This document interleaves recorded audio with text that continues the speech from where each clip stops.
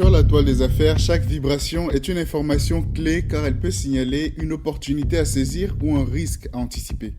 Dans ce podcast, on parle affaires, stratégie et intelligence économique. Ce nouvel épisode vous sera utile pour bien positionner votre organisation sur la toile des affaires, lui permettant ainsi d'être bien informé, de sécuriser ses activités et d'influencer ses différentes parties prenantes. Je suis Eric Teya, bienvenue sur la toile des affaires.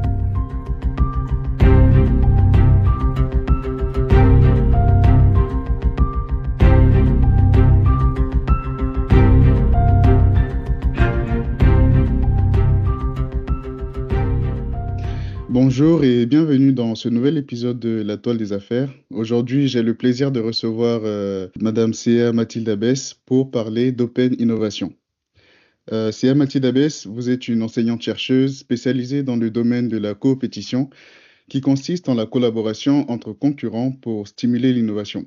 Vous êtes professeur associé au sein du Montpellier Management Institute de l'Université de Montpellier et vous avez obtenu votre doctorat en stratégisation et gestion de la coopétition, en anglais Strategizing and Managing Competition, dans lequel vous avez exploré la gestion stratégique de la coopétition et présenté des cas réussis de telles collaborations. Après votre doctorat, vous avez travaillé comme chercheuse postdoctorale à l'Université de Californie à Berkeley avec Henry Chesebro, une figure éminente de l'innovation ouverte, Open Innovation. Et l'intérêt de vos recherches se concentre principalement sur l'innovation ouverte et le paradoxe du partage de connaissances entre entreprises concurrentes. Vous avez également contribué à la littérature sur ce sujet à travers diverses publications et avez présenté vos travaux lors de nombreuses conférences internationales. Parmi vos publications notables figurent des articles dans le California Management Review et Research Technology Management. Vous êtes également co-autrice d'un chapitre de livre dans le manuel The Oxford Handbook of Open Innovation qui est paru en février 2024 aux éditions Oxford University Press. Et on peut dire que vous êtes reconnu pour votre expertise dans la création d'environnements collaboratifs d'innovation et vos contributions à la compréhension des dynamiques de la compétition dans le monde des affaires. Merci beaucoup, en tout cas, Madame Bess, de faire partie des invités de la Toile des Affaires. Comment allez-vous aujourd'hui? Je vais très bien et je suis ravie d'être avec vous aujourd'hui pour discuter de ce sujet qui me passionne, l'open innovation coopétitive. C'est un plaisir, en tout cas pour moi, de vous recevoir sur la Toile des Affaires. Alors, le sujet justement du jour, c'est l'open innovation coopétitive. Donc, ma première question est la suivante. Qu'est-ce que l'open innovation et quelle relation entretient-elle avec la coopétition? Alors, vous l'avez dit dans votre introduction, l'open innovation, c'est un terme qui a été popularisé par le professeur américain Henry Chesebro dans son ouvrage de 2003 intitulé Open Innovation. Ce concept remet en question l'idée que l'on fasse l'innovation seul en interne. Et au contraire, prendre un processus d'innovation beaucoup plus ouvert, dans lequel on va aller chercher des idées, des prototypes, des innovations venant d'acteurs extérieurs. Il parle même du terme outside in open innovation, prendre des idées de l'extérieur, outside, et les ramener à l'intérieur. Mais l'open innovation, c'est plus que de l'outside in open innovation, c'est aussi ce qu'on appelle de l'inside out open innovation. C'est accepter que les idées qu'on a en interne qui sont pas utilisées ou sous-utilisées soient développées ou commercialisées par des acteurs externes. Alors, en termes d'acteurs externes, il y en a beaucoup. Il y a les fournisseurs, les clients, les universités, les centres de recherche et même les concurrents. Et comme vous l'avez pu deviner à travers le terme coopétition, qui s'intéresse à cette relation vraiment contre-intuitive où on va coopérer et simultanément être en compétition avec son concurrent, donc de coopération et pétition de compétition qui donne coopétition, ben nous, on s'intéresse à cette relation d'open innovation avec les concurrents. Quel est le lien? Vous m'avez demandé quelle est la relation entre coopétition et open innovation. Oui, Avant de pouvoir répondre vraiment à ce point, il faut juste que je vous dresse un peu le contexte. d'accord. Quand on étudie l'open innovation, il y a trois façons de voir l'open innovation, ou même quand on pratique l'open innovation, il y a trois façons de le faire. La première façon, c'est on considère en fait que le concurrent, c'est un acteur euh, pas spécifique. On va traiter le concurrent comme on traiterait n'importe quel acteur, un fournisseur, un client. Ou même, on va considérer que le concurrent n'est pas un acteur intéressant, et dans ce cas-là, ben, en fait, il n'y a pas vraiment de lien entre l'open innovation et la coopétition. Il y a une deuxième façon d'aborder l'open innovation qui est ce qu'on appelle l'open innovation transactionnelle avec un concurrent. Ici, en fait, on va juste coopérer avec un concurrent en termes de brevet. Je vais donner un brevet à un partenaire pour qu'il exploite et en échange, j'aurai des royalties, ou il va me confier un de ses brevets, ou je vais lui racheter un de ses brevets, ou une start-up, et je vais l'exploiter. Mais dans ce cas-là, aussi, ça n'intéresse pas vraiment la coopétition. Il n'y a pas vraiment de lien avec la coopétition parce qu'il n'y a pas de co-création de connaissances. On est vraiment juste dans un brevet qui part d'une entreprise à une autre, qui, certes, c'est un concurrent, mais il n'y a pas de co-création et de coopération avec cette idée de co-création avec le concurrent. Là où ça devient intéressant, où il y a un vrai lien, c'est quand on parle d'open innovation coopétitive. C'est ce groupe de chercheurs ou de praticiens de l'open innovation qui va se dire, ben, en fait, on va aller plus loin que juste échanger, acheter ou vendre des brevets avec son concurrent. On va vraiment coopérer et on va créer des nouvelles connaissances ensemble. Et c'est là où on voit un vrai échange de connaissances et d'informations entre les deux entités qui sont concurrentes et qui impliquent de devoir simultanément être en coopération et en compétition. Donc c'est pour l'open innovation coopétitive que les deux liens, les deux concepts sont liés. C'est très intéressant. Et dans ce cadre-là, quel lien on peut faire avec l'intelligence économique? Quelle est votre définition déjà pour ce qui concerne l'intelligence économique?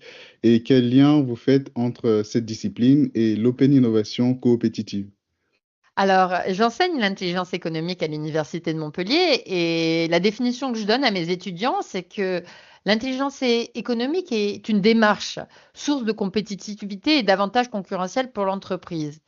Mais je sensibilise mes étudiants au fait que c'est plus qu'un simple processus. C'est un état d'esprit qui implique tous les acteurs dans l'organisation, tous les employés, quel que soit leur niveau hiérarchique dans l'entreprise, doivent participer à trois actions. D'abord, la veille. Ils doivent pas collecter des informations qu'on appelle souvent des signaux qui vont pouvoir nourrir une réflexion stratégique, anticiper un changement dans l'environnement sur lequel il va falloir prendre une décision stratégique. Ils doivent aussi tous participer à ce qu'on appelle la protection. Donc la protection, c'est protéger l'entreprise contre des fuites volontaires, mais aussi involontaires d'informations et d'actifs stratégiques. Et ensuite, dernière action, ils peuvent tous participer à ce qu'on appelle l'influence, c'est-à-dire une influence active où on va créer un environnement favorable, ou au contraire une influence défensive où on va essayer plus de se défendre contre des attaques potentielles. Donc ça, maintenant qu'on vient de définir le terme intelligence économique, vous m'avez demandé quel est le lien entre intelligence économique et open innovation coopétitive. En fait, l'open innovation coopétitive va questionner notre façon de voir ces trois activités. Initialement, la veille, on voit la veille comme cette idée de collecter des informations, surveiller nos acteurs dans l'écosystème, donc nos concurrents, et s'en inspirer pour avancer et créer notre propre innovation. L'open innovation coopétitive va changer cet aspect-là, va dire oui, vous allez surveiller vos concurrents, mais vous pourriez aussi surveiller votre écosystème et votre environnement en collaboration avec vos concurrents, notamment sur des technologies inconnues. Par exemple, une anecdote que mes étudiants adorent, c'est que Tesla et Toyota, bien qu'ils apparaissent comme de purs concurrents, on oublie qu'en 2010, Toyota a investi 50 millions de dollars dans Tesla. Et ce partenariat visait vraiment à explorer le potentiel de la voiture électrique avec Tesla. Donc ça, c'était pour le D'accord. volet oui, c'était pour le volet de la veille. Vous avez un deuxième volet, je vous disais la protection. Donc, de manière traditionnelle, on voit la protection comme se protéger contre les risques. Et quelle est la meilleure protection contre le risque de fuite d'informations avec un concurrent? Ben, c'est de ne pas coopérer avec son concurrent. On va Oui. se fermer. Et une des images qu'on peut avoir en tête, c'est ces grands centres de recherche et développement qui ressemblaient à des forteresses où aucune information devait sortir ou rentrer. Et même rentrer était très difficile et tout le monde se demandait ce qu'il y avait à l'intérieur. Sauf que quand on adopte la casquette de l'open innovation coopétitive, on peut se demander si est-ce qu'il n'y a pas un plus grand risque contre lequel il faut se protéger, qui est l'érosion de son avantage concurrentiel, qu'on se retrouve dépassé, que de nouvelles innovations technologiques arrivent sur le marché et remplacent notre technologie. Alors oui, vous l'avez gardé secret, mais si elle est remplacée par une autre technologie, ben en fait, ce secret n'a, entre guillemets, Plus de moins valeur. de valeur. Oui. Exactement, vous avez tout compris. Et donc, l'open innovation coopétitive va se dire, mais est-ce que la meilleure des protections, ça va pas être de coopérer avec son concurrent pour maintenir son avantage technologique? Et dans ce cas-là, ben, en fait, on va commencer à questionner les nouvelles façons de se protéger. Ben, ça va peut-être être l'utilisation d'un brevet quand on va coopérer avec un concurrent ou des systèmes d'information spécifiques qui vont permettre de coopérer tout en se protégeant contre une fuite involontaire d'informations. D'accord. Donc Très bien. là, je vous ai présenté la veille et la protection. Si ça vous intéresse, je vais aussi vous dire comment ça change le troisième volet qui est l'influence. Oui, je veux bien. Donc, pour l'influence, en fait, naturellement, ben, les entreprises cherchent à influencer leur environnement en leur faveur. Et intuitivement, ils cherchent à influencer leur environnement contre leurs concurrents pour promouvoir leurs propres innovations au détriment des innovations des concurrents. Dans l'open innovation compétitive, on va avoir une vision un peu différente. On va réfléchir à comment coopérer avec certains concurrents pour créer un environnement favorable aux deux concurrents. Alors, l'exemple vraiment traditionnel dans le monde de la compétition, c'est la coopération entre Samsung et Sony. Samsung disposait d'une technologie révolutionnaire pour les écrans de télévision plats, la technologie LCD. Et le problème, c'est qu'il devait faire face à deux leaders du marché, Sharp et Philips, qui utilisaient une autre technologie concurrente. Et sa part de marché était vraiment petite comparée à ces deux leaders. Il a décidé de s'allier à Sony, qui était connu pour les télévisions traditionnelles. Et D'accord. ensemble, ils ont réussi à renverser l'écosystème, à imposer la technologie de LCD comme référence. Et en moins de 4 ans, Sony et Samsung ont pris respectivement la première et deuxième place du marché. Donc, on coopère avec un concurrent pour créer un environnement favorable aux deux entreprises. Mais attention, on reste concurrent. Donc après, sur le marché, quand vous achetiez une télévision Sony ou une télévision Samsung, ils étaient en concurrence. Mais ils se battaient, entre guillemets, pour une part de gâteau, d'un gâteau beaucoup plus grand que ce qu'ils auraient pu avoir respectivement seuls. Donc, si je conclus, hein, l'intelligence économique et l'open innovation coopétitive sont interconnectées. Elles permettent aux entreprises de rester compétitives grâce à ce qu'on appelle une veille collaborative, une veille qu'on va faire ensemble. Elles permettent de repenser comment on va se protéger en se disant, mais on va se protéger contre l'érosion de sa technologie en coopérant avec son concurrent. Et aussi, elle permet de repenser comment on va influencer l'environnement en se disant qu'on pourra avoir un impact plus important sur son environnement si on coopère avec ses concurrents. Très bien. Et dans ce sens-là, est-ce que euh, dans quelle mesure il est possible de gérer le risque de fuite de compétences ou de vol de compétences de la part du partenaire concurrent dans le cadre d'une logique d'open innovation compétitive? Alors là, c'est vraiment la question difficile que vous me posez. Ah, Parce que ben, ça reste un concurrent. Donc, toute information que vous allez lui donner va être réutilisée par lui-même pour d'autres projets. Et là, il faut vraiment se poser la question. Alors, si jamais on a la possibilité de protéger l'information avec un brevet, super, c'est une protection qu'on peut mettre en place. Après, il y a d'autres systèmes, et j'ai commencé à vous l'évoquer, comme des systèmes d'information spécifiques, où on va en fait séparer le projet coopétitif de l'entreprise et même créer des barrières autour du projet coopétitif pour que, au sein du projet, ils coopèrent, mais qu'il n'y ait pas de fuite d'informations entre le projet et les maisons mères respectives. Ça, c'est une approche. Ou sinon, on va, et là, c'est vraiment un contre-intuitif, hein, et c'est c'est mes dernières recherches. On va se dire, mais finalement, la peur de l'érosion de la technologie est tellement forte, la technologie, elle évolue tellement vite que sur ce projet-là spécifique, attention, pas sur les autres projets, mais que sur ce projet-là spécifique, ben, on va être transparent. On va partager de manière beaucoup plus transparente que ce que l'on ferait intuitivement. Et l'objectif, c'est vraiment d'être le premier à l'utiliser et à en générer des profits. Et donc, ça sera une course après à l'exploitation. Mais on bénéficiera, la protection sera d'avoir été le premier à l'utiliser. Et ça implique qu'en parallèle, en interne, vous ayez un centre de recherche et développement suffisamment développé pour que lui soit déjà en train d'inventer votre génération 2.0. Donc voilà, D'accord, trois façons de se protéger. intéressant. Merci bien. Dans le manuel The Oxford Handbook of Open Innovation, il est écrit que une stratégie de compétition est plus efficace et a plus d'impact positif sur les performances de l'entreprise que le fait d'être dans une logique purement compétitive ou purement collaborative. Pourquoi? Alors, vous avez identifié en fait le cœur du concept de compétition. Toute cette recherche et cette pratique de la compétition repose sur cette hypothèse que finalement, on va être plus efficace et avoir un impact positif sur la performance plus important si on est simultanément en coopération et en compétition plutôt que en coopération ou que en compétition.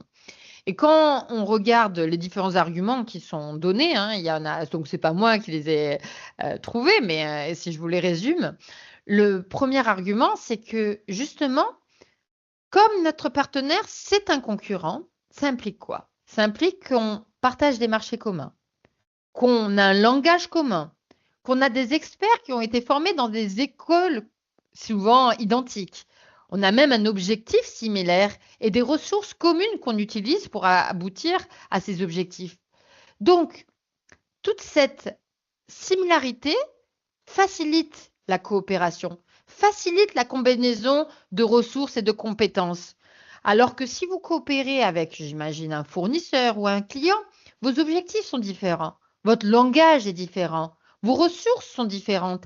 Et donc, c'est plus compliqué de se coordonner et même de se challenger.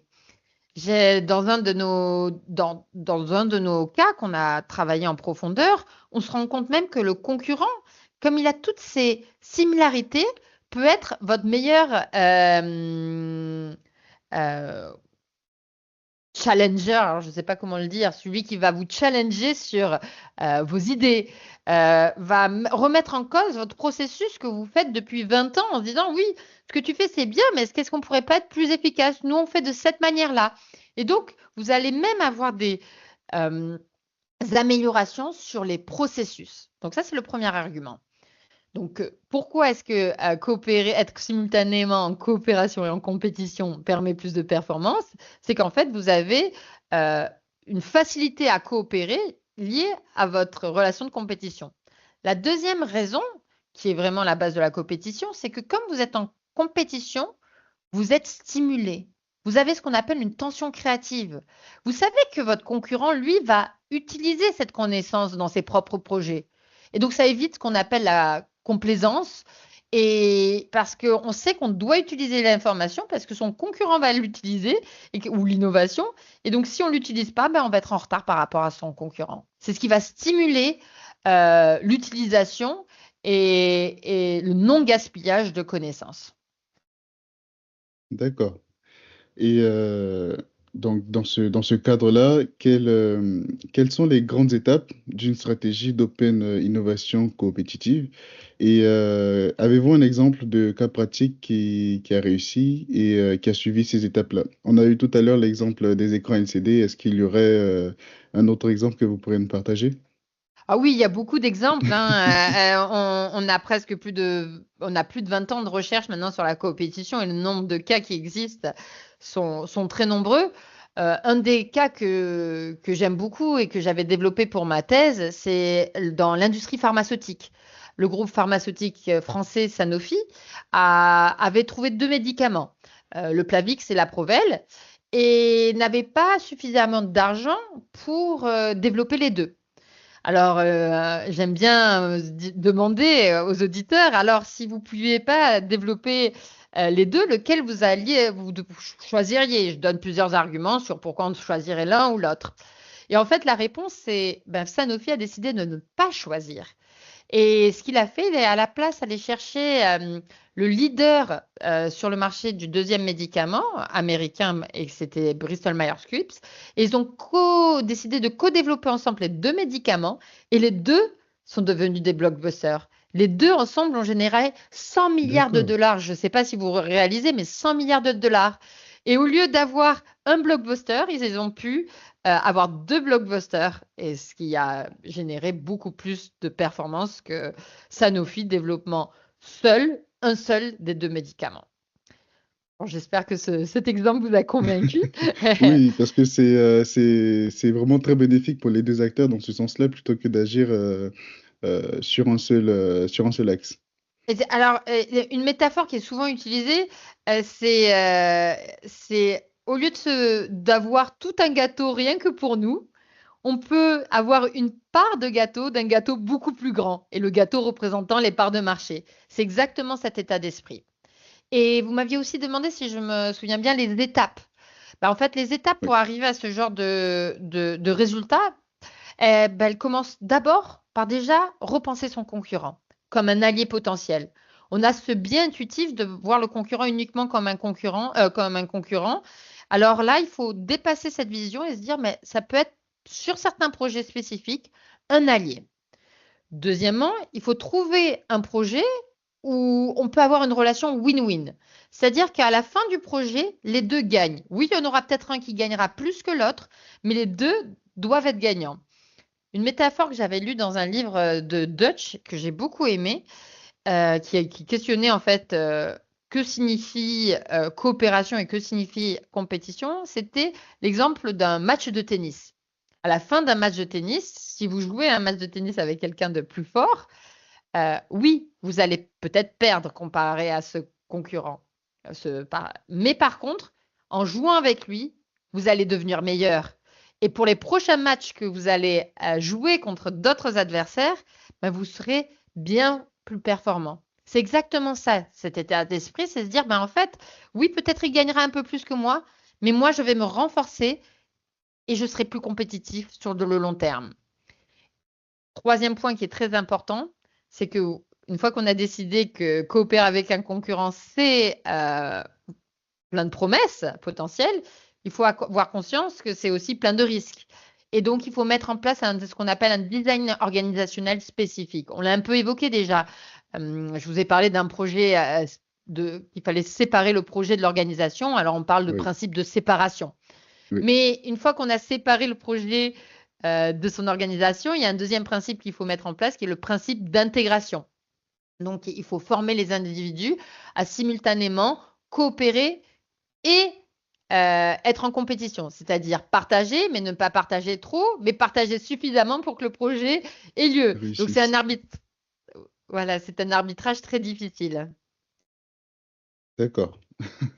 Donc, Et et ça, c'est ce que vous avez aussi mentionné dans vos écrits, le fait d'ajuster justement ces différentes stratégies de compétition où, d'une part, on a l'entreprise qui met le cadre de développement d'un projet commun, tout en impliquant ses employés dans les décisions de partage d'informations. exactement.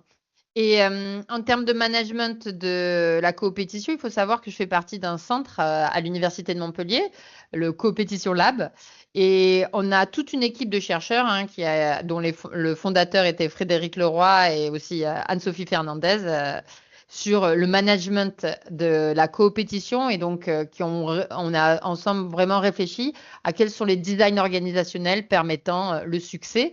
Et on se rend compte qu'en fait, il faut faire Il faut vraiment creuser ce sujet parce qu'en fonction du contexte, on va changer notre façon de organiser le projet. Imaginons s'il y a un brevet, le design organisationnel va être différent puisque le brevet vous protège par nature. Et donc là, tout l'enjeu va être de encourager à la transparence, ce qui est complètement contre-intuitif, et vous allez mettre en place ce qu'on appelle du co-management, mais co-management avec donc deux directeurs, un de chaque organisation, pas pour surveiller, mais vraiment pour encourager le partage, la transparence. Et donc c'est passionnant. Je confirme. J'aurais encore beaucoup d'autres questions, mais je vais vous poser la suivante parce que vraiment c'est un sujet très intéressant. La question suivante, c'est de savoir en fait, en suivant ces étapes, les grandes étapes de la mise en place d'une stratégie d'open innovation coopétitive, quels sont les facteurs de succès, si on peut dire les facteurs clés de succès de cette stratégie? Alors moi, je dirais le design organisationnel. Tout D'accord? se base sur le design organisationnel. Vous avez besoin de réfléchir avec attention sur le design organisationnel pour permettre le partage, mais simultanément la protection, voire la transparence. Est-ce qu'il existe aujourd'hui des solutions informatiques, numériques ou digitales ou hors Internet, par exemple, pour la mise en place et le suivi d'une stratégie d'open innovation coopétitive? Alors, c'est vraiment une question d'actualité, surtout avec l'intelligence artificielle. L'intelligence artificielle est en train de révolutionner ce qu'on appelle l'open innovation coopétitive. Pour vous donner un exemple, ils sont en train de développer des algorithmes pour analyser les brevets et trouver avec quels concurrents potentiels collaborer. Quel brevet inutilisé au sein de votre organisation pourrait potentiellement intéresser un concurrent sans que ni vous en ayez conscience, ni même votre concurrent. Et donc ça D'accord, va ouvrir le potentiel d'open innovation coopétitive sur des brevets, des projets auxquels intuitivement on n'aurait pas pensé. Donc d'accord. j'ai envie de vous dire, c'est les questions votre question, c'est la question d'actualité pour les 10 années à venir. Intéressant. Et vous avez vous pourriez me transmettre, par exemple, à la fin de notre échange, des études ou des exemples, des articles qui parlent de ce sujet? Alors c'est tellement nouveau que pour l'instant, hélas, j'en ai pas. Par D'accord, contre, dès que j'en ai, je vous tiendrai au courant. d'accord, très bien. Donc, ma question suivante, c'est de savoir quelles sont les idées aujourd'hui, les idées reçues que vous rencontrez souvent quant à l'adoption d'une stratégie d'open innovation compétitive et lesquelles de ces idées sont vraies et lesquelles sont fausses? Alors, je dirais qu'une première idée reçue, c'est que la compétition disparaît une fois qu'on est dans un projet d'open innovation coopétitif. Et même les acteurs, c'est très rigolo quand on leur demande, ils n'aiment pas dire qu'ils sont en compétition. Ils aiment dire qu'ils sont en coopération. D'accord? Et c'est une idée fausse. Il ne faut jamais oublier que votre partenaire est un concurrent et que ce concurrent aura peut-être un comportement opportuniste et certainement même un comportement opportuniste. Donc, si vous lui donnez une information stratégique, il faut savoir qu'il va le réutiliser sur un autre projet. Ce n'est pas problématique, c'est juste qu'il faut en être conscient. Donc, ça veut dire qu'il faut avoir une stratégie de divulgation d'informations stratégiques. Au moment où vous le donnez, mais en fait, avoir réfléchi à le donner à tous les acteurs au même moment. Ça ne sert à rien de le retenir à un autre endroit si vous l'avez donné à un endroit. Et une fois que vous l'avez donné, il faut savoir qu'il y a un compte à rebours qui est en route et que vous devez l'exploiter avant que votre concurrent le fasse. Et qu'ils en prennent plus d'avantages. Exactement. Mais encore une fois, l'autre idée, c'est se dire que forcément, à la fin d'un projet coopétitif, on va gagner pareil. Non, c'est possible que votre concurrent gagne plus. Mais est-ce que c'est problématique qu'il gagne plus si vous êtes plus compétitif et vous avez gagné plus que ce que vous auriez fait seul? Et c'est ça qui est assez difficile à accepter, c'est que parfois, il faut accepter que quelqu'un gagne plus pour que soi-même on gagne. Et ça, c'est vraiment contre-intuitif. Je suis d'accord.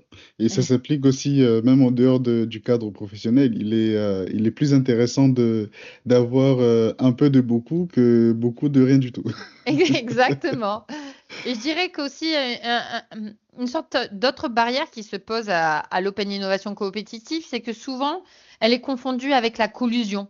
Alors, le terme collusion signifie entente sur les prix. D'accord. Alors que c'est et donc légalement, l'entente sur les prix est totalement interdit. Et, et l'open innovation compétitive, ce n'est pas de l'entente sur les prix. C'est vraiment créer un nouveau produit qui va venir concurrencer les produits actuels et donc créer une dynamique compétitive.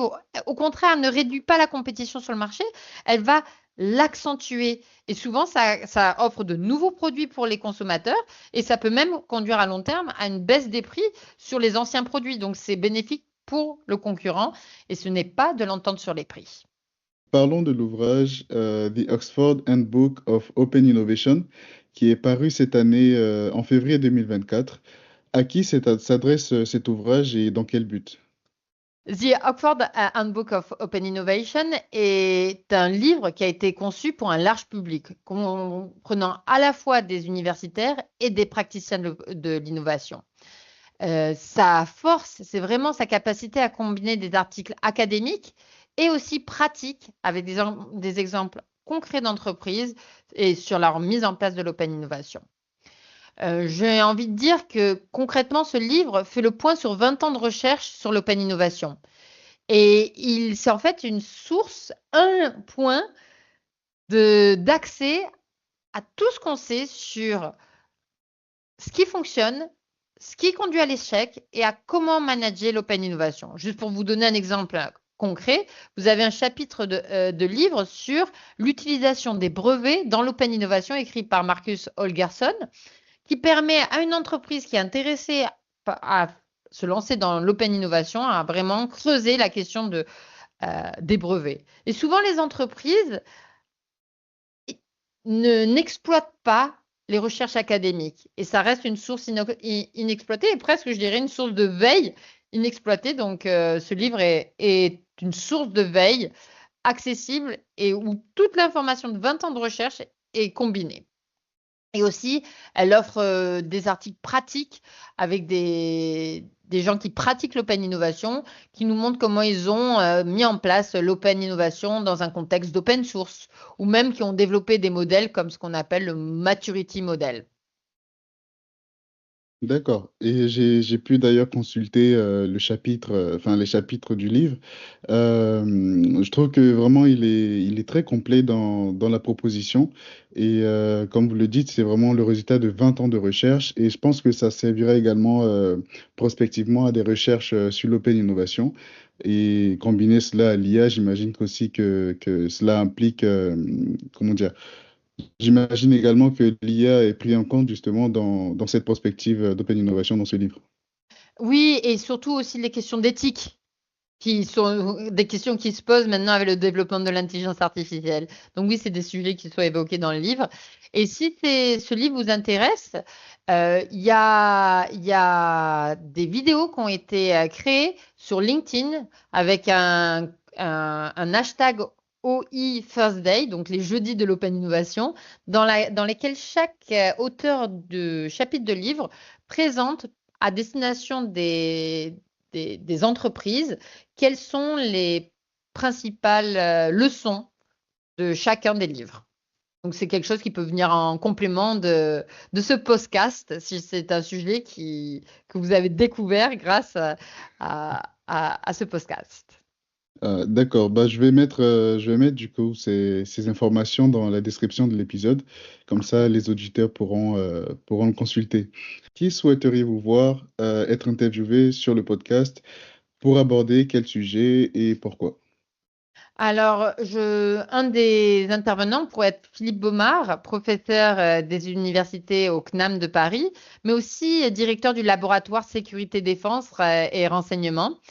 Son point de vue sur la cybersécurité, la cyberdéfense dans notre contexte actuel pourrait être passionnant pour vos auditeurs.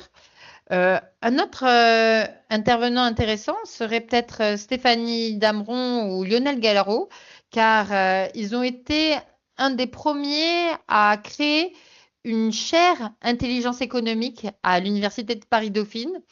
Et donc, ils vont avoir au moins 4-5 ans de regard sur l'évolution de l'intelligence économique il y a même un peu plus, hein, il y a 8 ans et maintenant. Très bien. Bah, écoutez, merci beaucoup, Madame Bess, pour cet échange. Merci d'avoir été l'invité de cet épisode sur la toile des affaires. J'espère que ça a été un plaisir également pour vous de Oui, ça a été participer à la un, toile des un affaires. grand plaisir pour moi aussi. J'ai pris beaucoup de plaisir et j'espère que vous avez découvert l'open innovation coopétitive et que peut-être certains d'entre vous ont découvert une passion pour ce thème que je partage.